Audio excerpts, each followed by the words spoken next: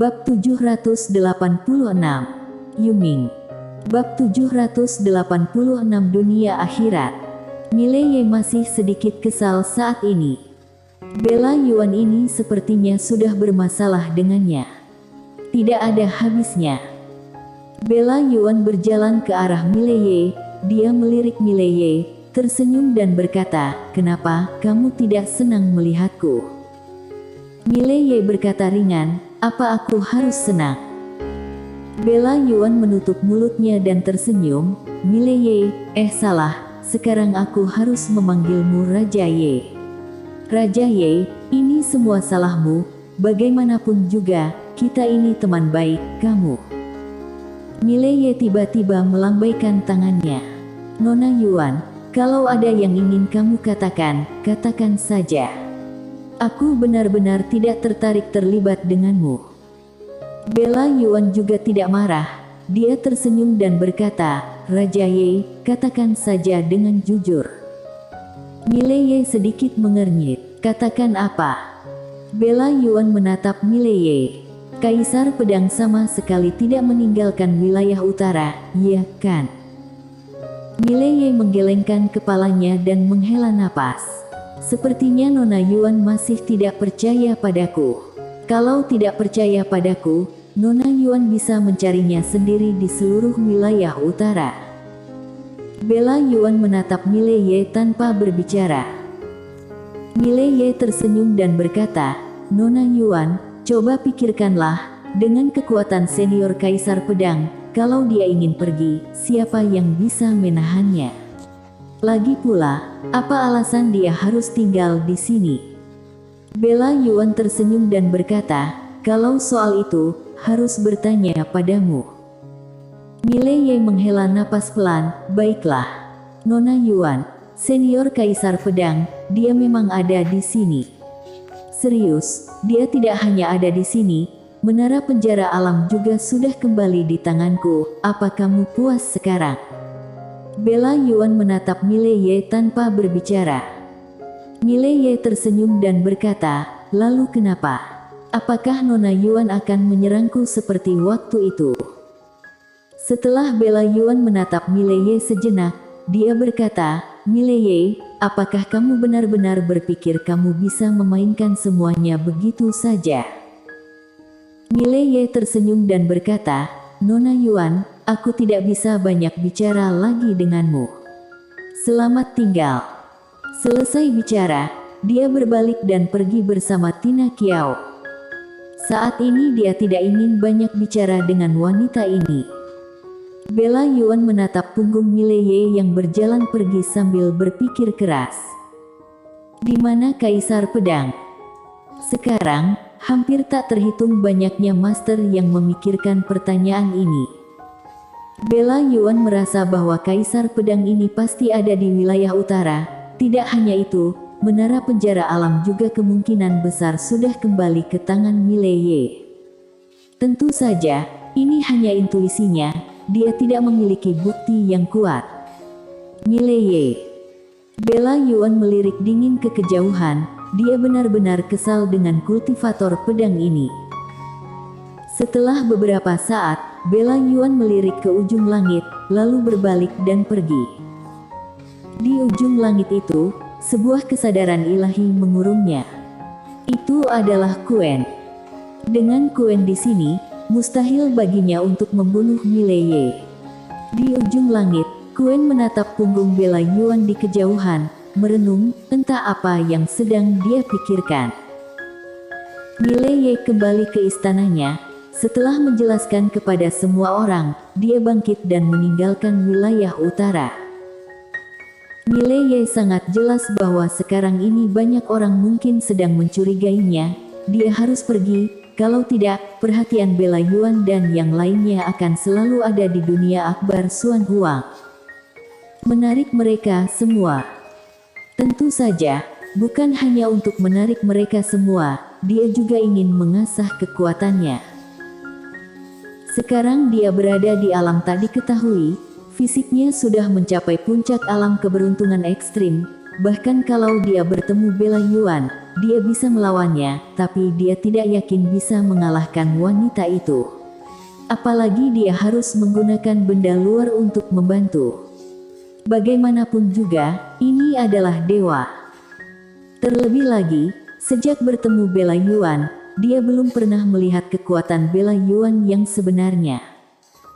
Kekuatan sebenarnya Bella Yuan masih menjadi misteri. Saat Mileye meninggalkan wilayah utara, beberapa master di wilayah utara juga ikut pergi. Jelas tidak banyak orang yang menduga Kaisar Pedang masih ada di wilayah utara. Setelah Mileye meninggalkan wilayah utara, dia terus mengikuti Quen. Karena Quen bilang akan membawanya ke tempat terakhir. Di langit berbintang, Mileye berjalan dengan menaiki pedangnya, dan di sampingnya ada Quen. Mileye melirik ke belakangnya, dia sudah bisa merasakan sedikit aura samar. Jelas, orang-orang ini mengikutinya. Mileye menatap Quen berkata pelan, biarkan saja mereka ikut. Mileye mengangguk, dia menatap Quen. Senior Quen, kemana kita akan pergi? Quen tersenyum dan berkata, tempat yang sudah lama tidak dikunjungi siapapun, ketika kita sampai di sana, saatnya kita berpisah.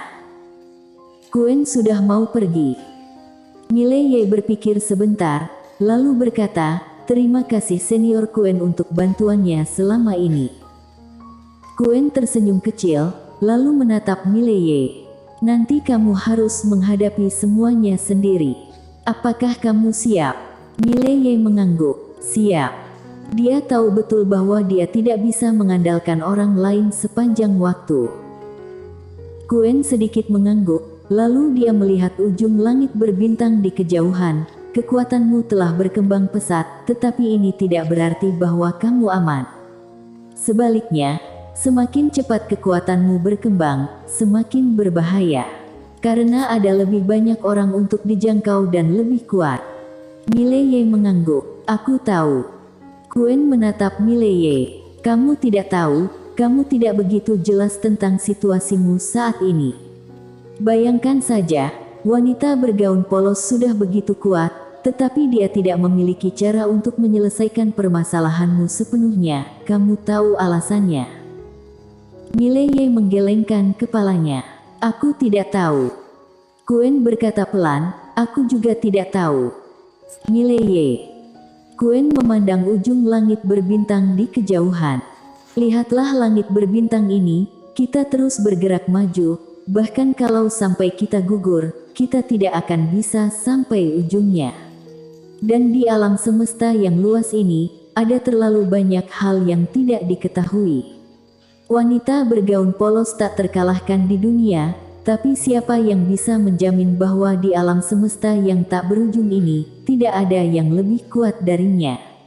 Katakan saja 5 dimensi ini, orang yang menciptakan menara kecil itu, betapa menakjubkannya itu. Kecuali dia, master teratas 5 dimensi, kekuatan macam apa mereka itu? Semuanya tidak diketahui. Mileye menggelengkan kepalanya, dia tidak ingin memikirkannya sekarang, karena tidak ada gunanya memikirkannya. Yang seharusnya datang pasti akan datang pada waktunya. Sekarang, dia hanya ingin berjalan di jalan sekarang ini dengan baik, selangkah demi selangkah. Quen berkata lagi, kamu harus mencari cara untuk benar-benar mengendalikan menara kecil itu. Mileye memandang Quen dan tersenyum getir. Senior juga tahu. Dia tidak menyangka Quen juga tahu bahwa menara penjara alam ada di tangannya. Quen menatap Mileye. Aku melindungimu secara diam-diam, aku tahu lebih baik daripada siapapun yang pernah berhubungan denganmu. Mileye tersenyum dan berkata, benar juga. Ketika Kaisar Pedang datang ke wilayah utara, Quen pasti memperhatikan Kaisar Pedang, jadi dia pasti paling mengetahui keberadaan Kaisar Pedang. Quen kembali berkata, kamu harus benar-benar mengendalikan menara ini. Hanya dengan cara ini kamu bisa menggunakannya untuk menghadapi musuh yang kuat. Apalagi menara ini seharusnya memiliki banyak fungsi, kamu harus menggunakannya dengan lebih baik. Mileye mengangguk. Fungsi menara penjara alam tentu saja ada banyak, seperti yang dikatakan Quen Lian, kalau dia bisa menyatukan semua aturan Tao. Selain wanita bergaun polos DKK, dia pasti tak tertandingi di alam semesta 4 dimensi ini. Sangat disayangkan bahwa aturan Tao ini sulit untuk disatukan. Namun, untungnya, Ayu sudah keluar untuk mencari aturan Tao, dan begitu dia mengumpulkan aturan Tao, akan tiba saatnya dia, Mileye, menjadi tak terkalahkan. Pada saat ini, Quen tiba-tiba berkata, tempat yang kamu tuju kali ini adalah tempat yang agak istimewa. Setelah tiba di sana, jangan sembarangan bicara, kamu paham? Sembarangan bicara. Wajah Mileye penuh dengan garis-garis hitam, ternyata senior ini menganggapnya suka sembarangan bicara. Quen berkata pelan, apakah kamu tahu kelemahan terbesarmu saat ini? Mileye berpikir sejenak, lalu berkata, aku tidak tahu. Quen tersenyum dan berkata, apakah kamu merasa kamu tidak memiliki kelemahan sama sekali? Mileye tersenyum malu, seharusnya ada sedikit. Quen menggelengkan kepalanya. Dasar, kelemahan terbesarmu sekarang adalah kamu tidak cukup mengenal 4 dimensi ini. Mileye bertanya, apa yang senior Quen maksudkan? Quen berkata pelan, ada banyak, tapi aku tidak punya waktu untuk mengajarimu terlalu banyak, karena aku hanya tahu sedikit. Tempat yang akan kita datangi ini, mungkin mereka yang ada di sana bisa mengajarimu lebih banyak. Mereka. Mileye memandang Quen. Apa sangat hebat? Quen tersenyum kecil. Sangat hebat. Mileye ragu-ragu, lalu bertanya, senior, siapa kamu sebenarnya? Dia sangat penasaran dengan identitas Quen. Quen tersenyum kecil. Kamu akan tahu nanti. Percuma saja memberitahumu sekarang. Mileye tersenyum kecut, lagi-lagi begitu. Semua orang mengatakan percuma saja mengatakannya sekarang. Pada saat ini, Quen tiba-tiba berbalik, dia melihat tidak jauh, di sana seorang wanita keluar, orang yang datang adalah Bella Yuan. Dia terus mengikuti Mileye. Wajah Mileye langsung suram. Wanita ini benar-benar seperti hantu. Quen tersenyum dan berkata, sepertinya Nona Yuan masih belum mau menyerah padanya. Nona Yuan melirik Mileye, lalu ke Quen. Aku ingin tahu kemana kalian akan pergi. Quen tersenyum kecil. Nona Yuan tertarik pergi bersama. Bella Yuan tersenyum. Tentu saja. Setelah berbicara, dia menatap Mileye. Kamu tidak keberatan, kan? Mileye menjawab tanpa ekspresi, kalau aku bilang keberatan, apa kamu akan pergi? Bella Yuan tersenyum dan berkata, tidak. Mileye merentangkan tangannya. Ya sudah kalau begitu. Bella Yuan memandang Quen. Nona Quen, ayo. Quen mengangguk, ayo. Selesai bicara, dia berbalik dan pergi. Ketiganya bergerak semakin cepat. Setelah beberapa saat, ketiganya tiba di sebuah Star Territory yang tidak dikenal, dan sebelum datang ke Star Territory ini, mereka melewati hampir belasan lubang hitam Star Territory. Tidak hanya itu, selama periode tersebut juga ditemui beberapa badai lubang hitam. Memikirkan badai lubang hitam itu membuat jantungnya berdebar. Sungguh mengerikan. Kekuatan menakutkan semacam itu, tubuh alam peri daratan pun sepertinya sulit untuk menanggungnya. Untungnya, ada 2 wanita ini, kalau tidak, dia tidak akan bisa mencapai Star Territory saat ini. Dan sekarang, orang-orang yang mengikuti di belakang mereka telah menghilang hampir sepenuhnya.